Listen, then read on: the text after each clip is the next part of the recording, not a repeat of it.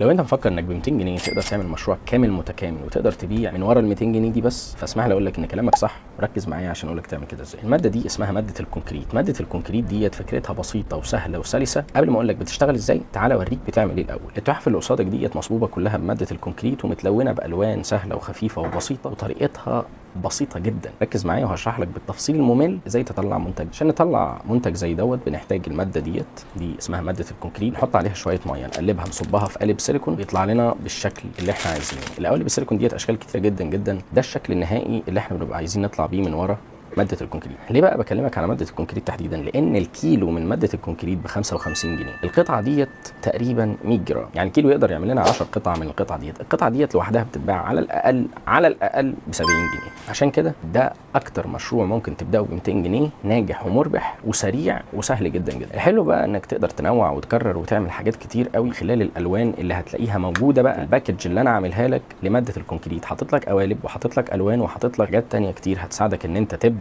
المشروع دوت بكل بساطه، وما تشتريش غير اللي انت محتاجه عشان اللي تصبه تبيعه او تستخدمه لنفسك. لو عندك اي استفسار ابعت لنا تحت في الرسائل واحنا نرد عليك. ولو عايز تطلب باكج الكونكريت هنبعتها لك لحد باب البيت وتوصل لك خلال 3 ايام.